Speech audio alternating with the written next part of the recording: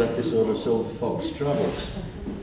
This morning I'm taking a close look at this particularly special looking bike, the Scram 411. I've actually made a point of printing off the spec, so I've got all the details here, and so that I don't get it wrong, I'm going to start reading these out to you. Okay, so the ground clearance on this particular bike is 200 millimeters, and it has a seat height of 795 millimeters. Curb weight 185 kilograms and a fuel capacity of 15 litres. It's a single cylinder 4-stroke engine, air cooled and 411cc. A single overhead cam with 2 valves.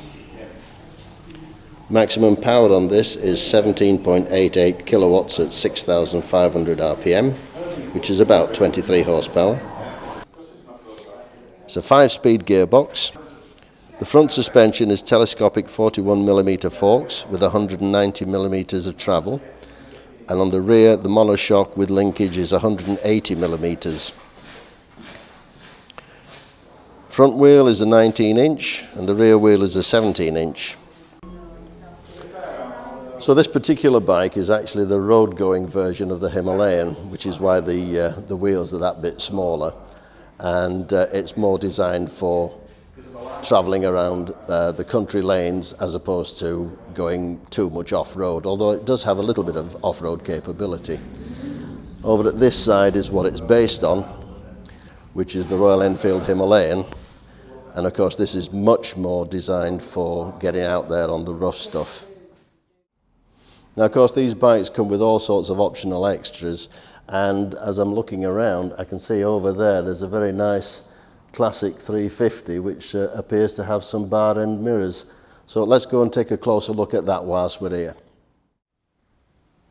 So looking at this bike over here, which is the Royal Enfield Classic, it seems to have 1 or 2 rather interesting features. Particularly one thing I like are these bar end mirrors. I think they really set the bike off a treat. And the colour, which is called the gunmetal grey, really sets it off in this sort of matte finish. It really does look nice, and of course the whole blacked out engine looks perfect.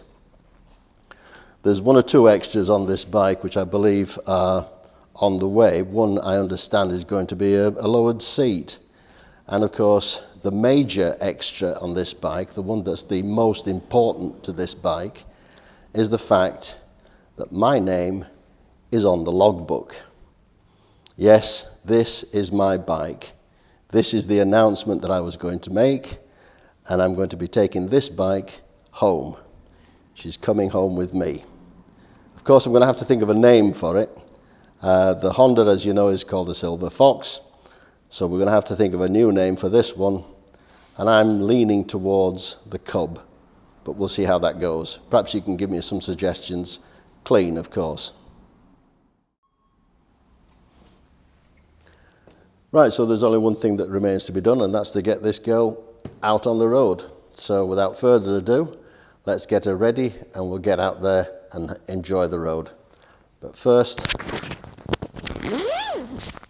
got to be prepared.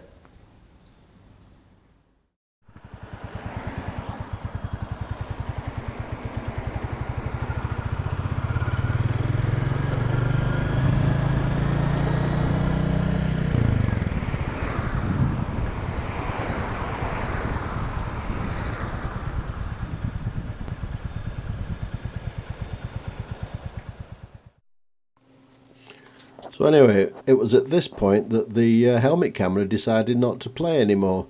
The sound quality became very, very poor, and all I had was a lot of wind noise and a few crackles and wheezes.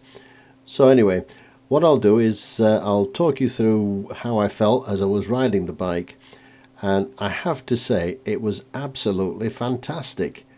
There was no vibration that I could discern anywhere through the foot pegs or the handlebars or the seat, and it was really, really very comfortable.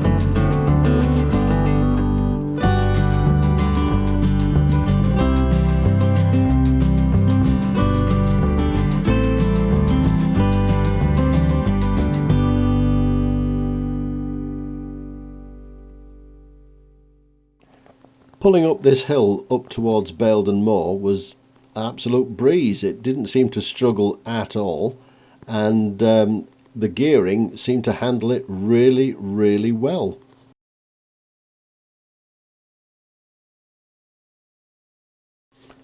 The bike's really very sure-footed as it went round the roundabout. There was no problem whatsoever with the Seat tyres. I have to say, riding this bike is going to be an absolute joy. It's going to be one of the best purchases I've made for a long time, and although the Silver Fox is going to carry me all over the country when I go on my really long tours, this little Royal Enfield 350 Classic is going to be an absolute joy to ride through the countryside.